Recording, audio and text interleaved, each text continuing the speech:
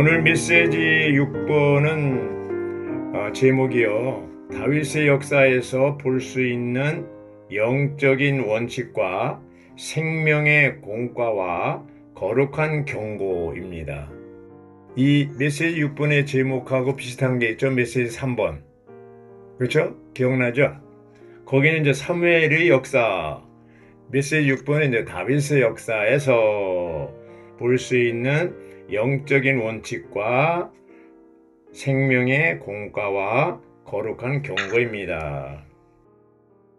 다윗의 어떠함을 볼 때 다윗은 하나님의 주권을 믿었고요. 하나님이 정하신 그 신성한 질서를 지켰어요. 신성한 질서라는 게 하나님이 기름 부음 받은 사람에 대해서 손을 안 댄 거죠.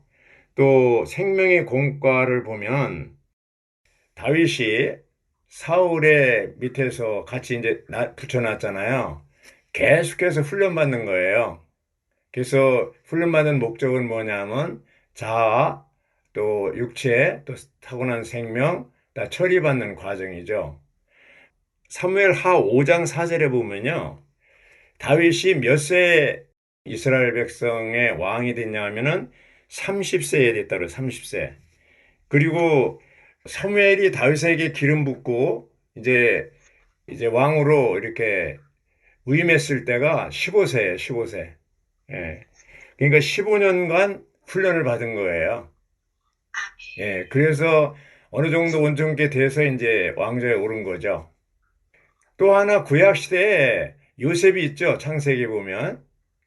요셉은 뭐예요? 17세에 애굽에 팔려가가지고 30세에 이제 바로에 의해서 총리가 되죠. 13년 동안 훈련받은 거죠. 그래서 하나님께 쓰임 받으려면 반드시 뭐가 필요합니까? 훈련의 과정이 필요한 거예요. 예, 훈련의 과정이 필요합니다. 그런데 여기서 이제 그 요셉은요, 30세에 총리가 됐는데 몇 년 동안 했냐면 80년 동안 했어요. 110세에 죽었으니까. 근데 요셉은 한 번도 잡음이 없어요. 끝까지 다 총리를 했어요. 근데 다윗은 어떻습니까? 이스라엘 왕이 된 다음에 그 왕권을 이제 차지하고 보좌를 얻은 다음에 나중에 도중에 아주 엄청난 죄를 범하죠. 그 대가가 너무나 컸죠. 이런 것이 좀 달라요. 엘리 제사장 밑에 사무엘이 훈련을 받았잖아요. 그 훈련 받을 때 이제 메시지 3번에 나와요. 어떻게 했습니까? 엘리의 그 제사장의 적극적인 면에서 배웠고 공과를 배웠고 그다음에 소극적인 면에서 엘리 아들들이라든가 법궤를 빼앗기는 이 상황이라든가 이런 모든 소극적인 것도 다 보고 경고를 받았어요. 그래서 사무엘은 이 생명의 공과를 배울 뿐 아니라 긍정적이고 적극적인 면에서 또 소극적이고 부정적인 면에서 또 경고를 받았어요. 그래서 사무엘은 25장 1절에 보면 일생 동안 아주 반듯하게 끝까지 갔어요. 그래서 평안 가운데 주님 앞에 숨졌어요. 왜 그랬을까요? 확실하게 배운 거예요. 사무엘은. 그런데 이제 다윗도 이렇게 훈련을 15년 동안 받고 왕이 됐는데 여기서 이제 그 과정을 보면요. 이제 그 사무엘상은 주로 사무엘이 지었고 사무엘하는 갓과 나단이 이제 지었다고 그래요. 본래는 하나였었는데 후에 이제 나눴죠. 1장 사무엘상 1장부터 7장까지는 사무엘에 대한 거고요. 또 8장부터 15장까지는 사울에 관한 거고 사무엘 16장부터 사무엘하 24장까지는 누구에 대한 거예요? 다윗에 대한 거예요. 다윗에 대한 게 길죠. 특히 이제 사무엘하는 주로 다윗이 나이 많았을 때 이제 다뤘는데 어쨌든 여기에서 볼 때 주로 이제 16장, 17장에서 어떻게 다윗이 사무엘에 의해서 이제 왕으로 기름 부음 받고 또 17장에서 어떻게 다윗이 골리앗과 싸우는가 이런 내용이 나옵니다. 너무나 재미있어요, 내용이. 근데 어쨌든 여기 이제 16장 10절에 보면요. 이새가 그의 아들 일곱을 사무엘 앞으로 지나가게 하고 나자 사무엘이 이새에게 말하였다. 이들 중에는 여호와께서 선택하신 이가 없습니다. 그러면서 이제 11절에 사무엘이 이새에게 말하였다. 아들들은 이들이 전부입니까? 7명. 그랬더니 이새가 막내가 있긴 하지만 지금 양을 치고 있습니다. 이렇게 이제 대수롭지 않게 대답했죠. 사무엘이 이새에게 말하였다. 사람을 빨리 보내서 그 여덟째 아들을 데려오십시오. 그가 여기에 오기 전에는 우리가 자리에 앉을 수 없습니다. 그래서 이제 얼른 가서 데려왔죠. 12절에 보니까 이새가 사람을 보내어 다윗을 데려오게 했는데 그는 혈색이 좋고 눈도 아름다우며 눈이 아름답다고 했어요. 얼굴도 잘생겼다. 여호와께서 말씀하셨다. 바로 이 사람이니 일어나 그에게 기름을 부어라. 이제 사무엘에게 여호와께서 명령했습니다. 13절 사무엘이 기름을 담은 뿔을 가져다가 형제들 중에서 다윗에게 기름을 붓자 여호와의 영께서 그날부터 다윗 위에 세차게 내려오셨다. 사무엘은 일어나 라마로 갔다. 이때가 이제 다윗이 15세 때예요.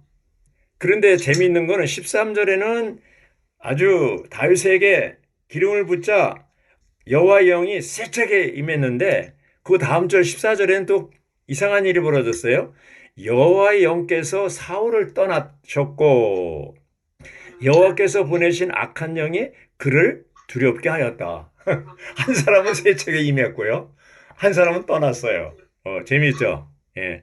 그리고 이제 18절에 보면요. 시중을 들던 사람 중 하나가 말하였다. 제가 마침 베들레헴 사람 이새의 아들 하나를 본 적이 있습니다. 그는 비파를 잘 탈 뿐 아니라 힘센 용사이자 전사이며 말도 현명하게 하고 용모가 준수하며 여호와께서 그와 함께 계십니다. 이렇게 된 거예요.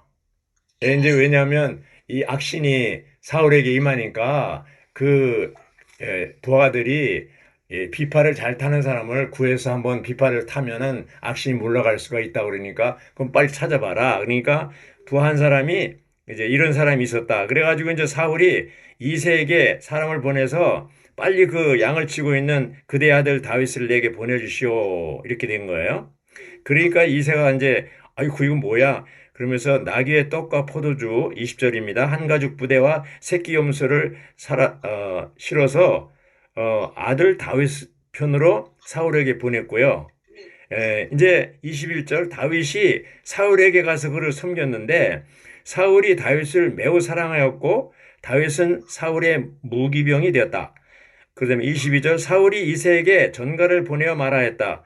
다윗이 나에게 은총을 입었으니 나를 섬기게 하겠소. 23절 하나님께서 보내신 악한 영이 사울에게 내려올 때마다 다윗이 비파를 들고 손을 타면 사울이 상쾌하게 되어 좋아졌으며 악한 영은 사울에게서 떠나갔다. 이렇게 돼요. 16절이 마지막에 이렇게 된 거예요. 이게 17장에 가면 이 다윗이 다시 집으로 갑니다. 집에 돌아가서 이제 그 17장 11절부터 15절에서 보면 돌아갔고요. 그리고 이제 그 17장에 이제 골리앗이 이제 등장하죠. 4절에. 그러자 블레셋 족속 지정에서 한 장수가 나왔다. 그의 이름은 골리앗이며 가드 사람이었는데 키가 6규빗 하고도 한 뼘이나 되었다. 계산해 보면 약 3m 정도 됩니다. 그러면 이게 뭐예요? 네피림 후손이죠. 아주 거인이죠, 거인. 이 사람이 머리에 노투구를 쓰고 민을 갑옷을 입고 갑옷의 무게만 해도 5,000세겔이고 이렇게 굉장합니다. 8절 골리앗이 서서 이스라엘 군대에게 소리쳤다. 야 이놈들아 너희들이 어쩌자고 전열을 갖췄냐. 나는 블레셋 사람이고 너희는 사울의 종들이 아니냐. 그러니 한 사람을 뽑아 내 앞으로 내려보내라. 이렇게 한 거예요. 이제 그러면서 11절에 보니까요. 사울과 온 이스라엘은 그 블레셋 사람의 말을 듣고 겁에 질려 몹시 두려워하였다 그랬습니다. 한편 다윗은 유대 베들레헴 출신의 에브라 사람인 이새의 아들이었는데 이새는 여덟 아들이 있었죠. 이렇게 되고 그래서 이제 그 이새가 막내 다윗에게 음식을 해주면서 형들한테 갖다 줘라. 이제 그 이새가 도착하기 전에 16절에 보니까 그 블레셋 사람은 아침 저녁으로 나와가지고 자신을 과시하면서 며칠 동안 40일 동안 그렇게 소리쳤어요. 그러니까 이제 40일 동안 이스라엘 백성들은 꼼짝도 못하고 계속 그냥 그 골리앗의 말을 듣고 있는 거예요. 그때 누가 나타났냐? 이제 다윗이 나타난 거예요. 다윗은 아침 일찍 일어나 양들을 양치기에게 맡기고 이새가 자신에게 명령한 대로 짐을 챙겨서 떠났다. 다윗이 진지에 도착했을 때 군대는 함성을 지르며 전선으로 전진하고 있었다. 이렇게 됐습니다. 자, 25절. 이스라엘 사람들이 말하였다. 저기 올라오는 저 사람을 보았나? 그가 분명히 이스라엘을 모욕하려고 왔네.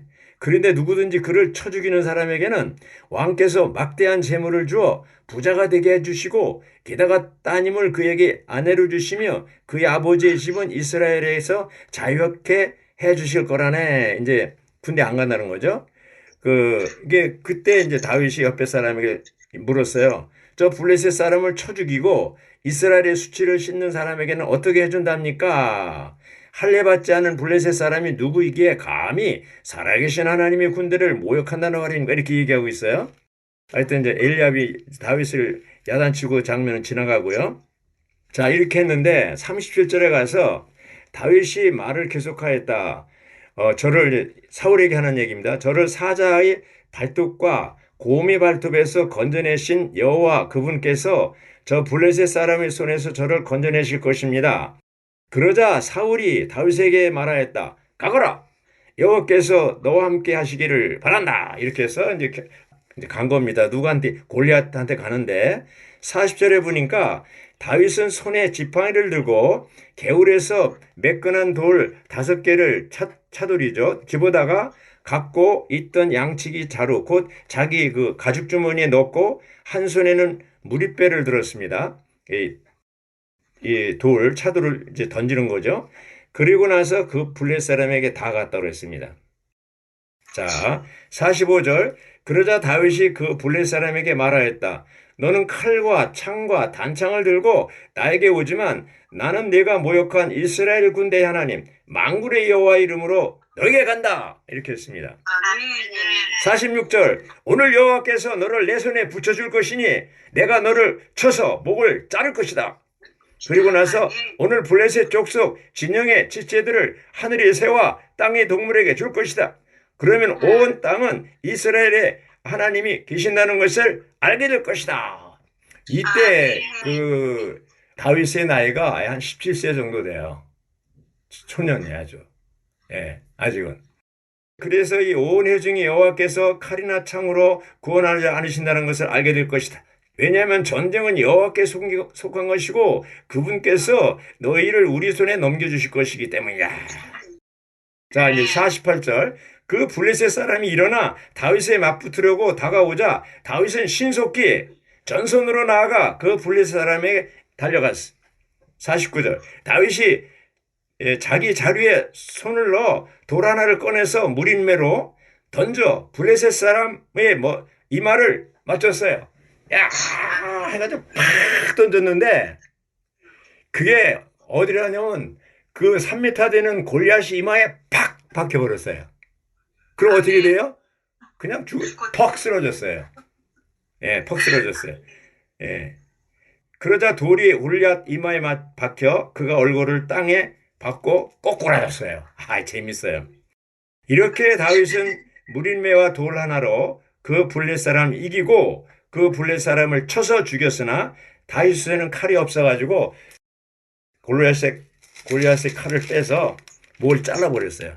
자, 이게 생각해 보세요. 다윗이 어떻게 보면 청년 다윗이 어떻게 이렇게 40일 동안 이스라엘을 괴롭혀서도 그냥 막 겁을 주고 아침 저녁으로 소리를 쳤어도 아무도 나하는 사람이 없었는데 이 소년, 청년 다윗이 무엇을 믿고 나갔을까요? 하나님의 말씀. 하나님을 믿고 나간 거예요. 그리고 아멘. 사울에게 얘기했듯이 내가 이제 양떼를 칠 때 곰이나 사자가 나타나면 양을 물고 갈 거 아니에요. 그러면 아유 오늘 재수없네 또 한 마리 잃었네 이렇게 하고 가만히 보고 있는 게 아니라 어떻게 한다 그래? 쫓아가가지고요.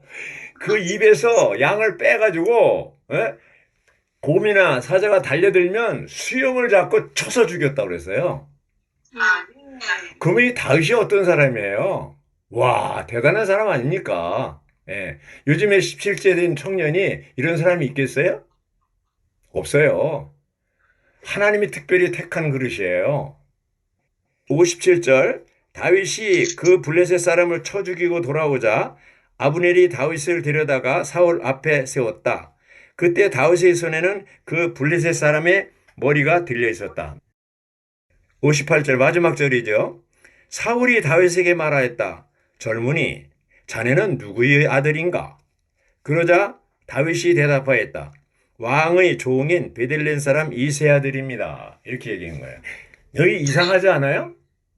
아니, 죽음도 차고, 그렇죠?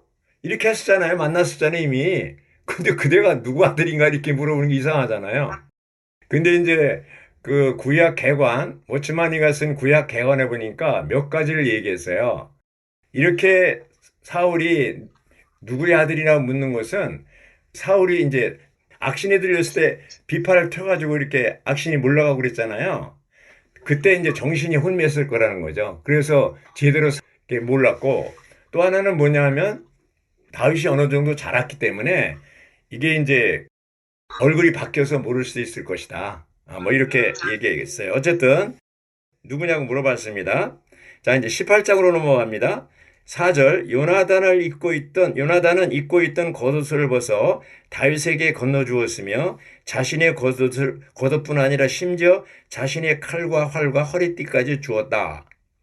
5절 사울이 다윗을 어디에 보내든지 다윗은 자신의 모든 업무를 지혜롭게 완수했다. 그래 사울이 다윗을 세워 군사들을 주의하게 하니 온 백성뿐 아니라 사울의 신하들도 좋게 여겼다. 6절 군사들이 고향으로 돌아올 때 곧 다윗이 블레셋 사람을 쳐 죽이고 다시 돌아올 때였다. 이스라엘 모든 마을에서 여자들이 손북과 현악기에 맞추어 흥겨운 노래를 부르고 춤을 추면서 사울 왕을 맞이했는데 뭐라고 그러면서 노래를 했는데 여자들이 연주하면서 서로 이렇게 노래했다. 사울은 수천을 쳐 죽였지만 다윗은 수만을 쳐 죽였다네. 이렇게 했어요.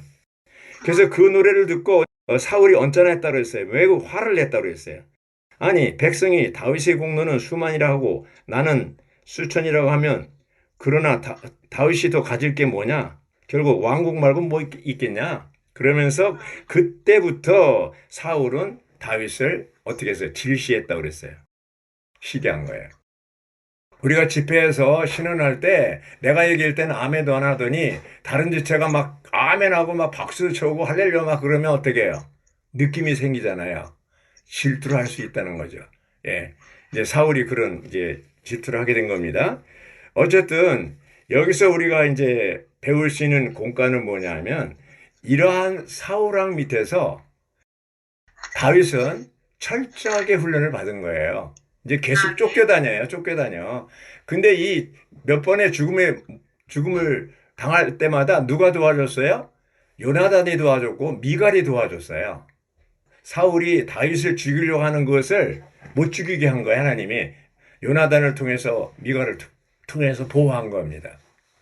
다윗이 이제 이런 훈련을 받게 됐는데 다윗은 이런 훈련을 받으면서 십자가의 공과를 배운 거예요. 자아와 육체가 처리받고 타고난 이런 그 생명을 처리받는 훈련을 받은 거예요. 그러니까 이제 사울이 누구예요? 다윗의 훈련관이야. 기묘하게도 하나님은 그런 사람 하나씩 붙여줘요. 우리가 교회 생활할 때 꼭 사울이 있어요. 나를 괴롭히는. 또 남편은 아내를 괴롭히고 아내는 남편을 괴롭히면서 사울의 역할을 할 수가 있어요. 그렇게 환경을 주고 이런 그 괴롭히는 고난을 주고 어려움을 주는 건 이유가 뭘까요? 나를 온전케 하기 위해서. 아멘. 예, 이기는 자가 되기 위해서 훈련시키는 거예요. 훈련시키는 거예요. 자, 묻겠습니다. 사울이 필요해요? 필요치 않아요? 필요해요. 사울을 원해요? 원치 않아요? 하, 대답하기 곤란하죠? 예. 자, 이제 로마자 1번을 보면 개요입니다. 하나님의 주권과 십자가의 공과를 배우는 것이 로마자 1번에, 로마자 2번에는 다윗은 이 땅에 있는 하나님의 처소, 곧 하나님의 교회를 보관할 처소에 관심을 기울였다. 로마자 3번, 하나님께서 다윗을 심판하시고 징벌하신 것은 오늘날 우리에게 경고가 된다. 하나님은 자애로우시고 긍휼이 많으시지만 또한 의로우시고 두려우신 분이시다.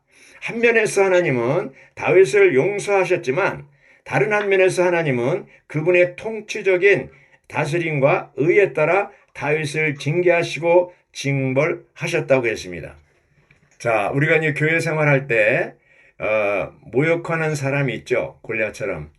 그럴 때 그런 사람은 결국 교회 안에서 패배당할 것입니다. 버림받을 것입니다. 우리는 이러한 때 모욕을 당하더라도 다윗처럼 주님을 신뢰하고 주님 안에서 확신을 가지며 평안 가운데 서서 대적을 물리쳐야 됩니다.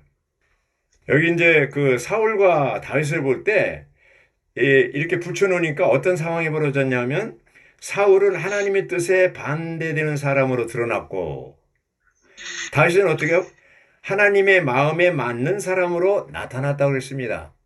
사무엘상 13장에 보면 14절에 보면 다윗에 대해서 하나님이 택한 이유가 있는데 다윗은 내 마음에 맞는 사람이라고 그랬습니다.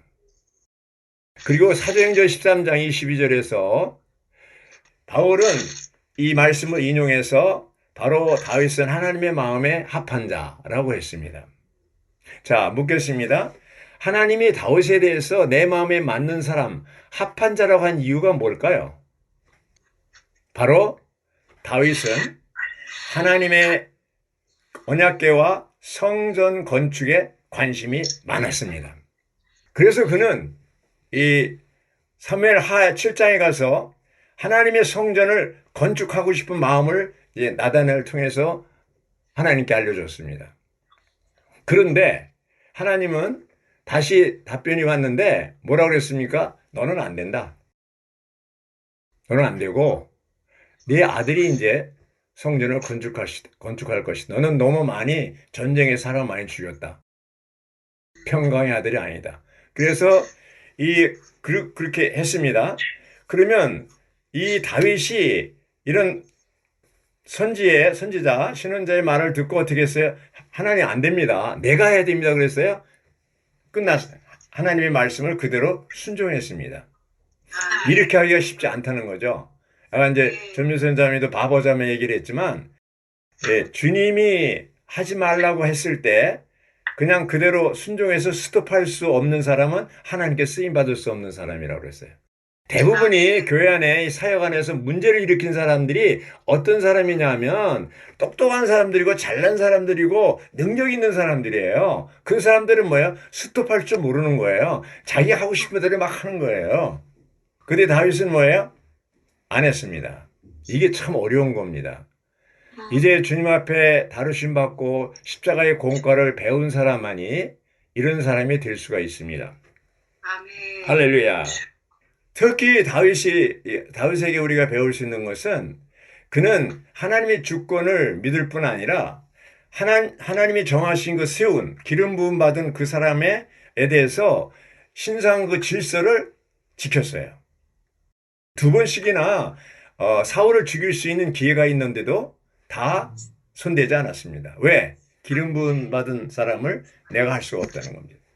이런 원칙을 지켰기 때문에 이 유다 나라에는 그 후에 솔로몬 그 후에 애들이 한 가지 좋은 게 뭐냐면 반역하는 사건이 없었어요. 이렇게 죽이고 또 자기가 왕이 되는 게 없었는데 솔로몬 이후에 이제 분열이 일어나서 북왕조는 어떻게 됐습니까? 먼저 왕을 죽이고 자기가 왕으로 되고 또 죽이고 자기가 왕. 이것이 이제 아주 악순환이 계속된 거죠. 근데 문제는 뭐냐? 다윗의 문제가 뭡니까? 바로 어느 날입니다. 이제 다윗이 그 보니까 사무엘사 11장 2절에 보니까 다윗이 어느 날 오후 늦게 침상에서 일어나 왕궁 옥상을 산책하고 있을 때 이렇게 나옵니다. 아침 부흥도 안 한 모양이에요, 그날. 네. 오후 늦게 일어나서. 다른 사람들은 전쟁에 가서 있는데 이 다윗은 늦게 일어났을 때 그때 어떻게 됩니까? 결국 목욕하는 우리아의 아내 밧세바를 보게 됐고 그것이 이제 육체의 정욕과 안목의 정욕과 육체의 정욕으로 인해서 결국 엄청난 범죄를 저지르게 되잖아요. 바울은 어떻습니까? 바울은요. 디모데후서 4장 7절 8절에 선한 싸움을 싸우고 나의 달려갈 길을 다 마치고 믿음을 지켰으니 이렇게 얘기하고 있습니다. 바울은 주님의 부르심을 받은 이후 일생 동안 선한 싸움을 싸우고 나의 달려갈 길을 마치고 믿음을 지켰으니 이것이 우리의 고백이 돼야 됩니다. 아멘. 자, 이렇게 편해지고 아니 이렇게 되고 느슨해진다면 어떻게 됩니까? 늦잠 자고 막 이러면 어떻게 돼요? 악한 자가 그 사람을 유혹해서 결국은 정욕에 이끌려서 유혹해서 타락하게 만드는 거예요. 바울이나 워치만이나 위트니스리는 공통점이 뭐냐 하면 끝까지 달렸어요. 바울은 감옥에 있으면서도 자기가 믿음을 잃지 않고 자기가 기쁨을 유지했다고 그랬지 않습니까? 이 위트니스리 형제님도 주님 앞에 갈 때까지 계속 말씀을 전하고 믿음을 지켰습니다. 우리는 일이 아니라고 느슨하고 환경이 좋아지길 바라지 마십시오. 어떤 데 저도 그런 생각이 들어요. 아이고, 이 정도로 수고했으니까 좀 쉬자. 예. 그게 누구의 목소리예요? 사탄의 소리예요. 우리는 시작 아닙니다. 끝까지 싸워야 돼요. 사탄하고 계속 싸워야 돼요. 육체와 영과 싸워야 돼요. 여기 5장 7절에 있는 것처럼요. 여기 17절인가요? 뭐라고 그랬어요? 갈라디아 5장 10절. 왜냐하면 육체는 욕망을 일으켜 그 영을 거스르고 그 영은 육체를 거스르기 때문입니다 해가지고 육체와 영의 싸움은 끝까지 내가 육체를 가지고 있나는 계속 싸워야 돼요. 아니라고 느슨하고 이렇게 평강 가운데 있다고 해서 이 싸움에서 뒤로 물러가면 어떻게 돼요? 바로 타락하게 됩니다. 아멘. 이 다윗의 문제가 뭐예요? 지금 요압을 비롯해서 다 이제 우리아를 비롯해서 싸우고 있는데 자기는 늦잠 자고 이렇게 딴짓을 하다가 유혹당한 거 아닙니까? 다윗을 앞장서서 싸울 때는 또 사울에 의해서 쫓겨다닐 때는 그런 거 없었어요. 근데 이제 2선으로 물러가고 아니라고 느슨해졌을 때 타락하게 된 것이죠. 자, 묻겠습니다. 아니라고 느슨하고 이제 그만 쉬고 싶어요? 아니면 계속 싸워야 돼요? 계속 싸워야 돼요. 언제까지? 주님 오실 때까지. 우리가 주님 앞에 갈 때까지. 그게 더 중요한 거예요. 예. 갈 때까지. 그게 어디 있어요? 네. 디모데후서 4장 7절 8절이에요. 선한 싸움을 싸우고 나의 달려갈 길을 마치고 믿음을 지켰으니 이것이 우리의 고백이 되기 바랍니다. 이 다윗이 십계명의 후반부 5계명을 다 이렇게 한 것도 결국 아니라기 때문에요. 그러니까 우리가 교회 생활 가운데서 이게 아니란 생활이 좋은 게 아닙니다. 계속적으로 사울이 이렇게 사울한테 고난을 당한 그 기간이 나를 보호하는 거예요. 사울왕이. 내가 그런 어려움을 당하고 있는 기간이 보호받는 거예요. 아멘. 전쟁할 때가 보호받는 거예요. 계속. 그러니까 아이고 이제 그만 좀 쉬어야겠다. 그런 생각하지 마세요. 실생하지 마세요. 네. 제가 이 말씀을 준비하면서 아유 저도 가끔 아유 좀 그만 쉬었으면 홍자매야 그만 쉬자. 그럴 때가 있었어요. 그게 유혹이에요. 언제까지 가요? 끝까지 가야 돼. 끝까지. 할렐루야. 아멘. 끝까지 가십시오. 아멘.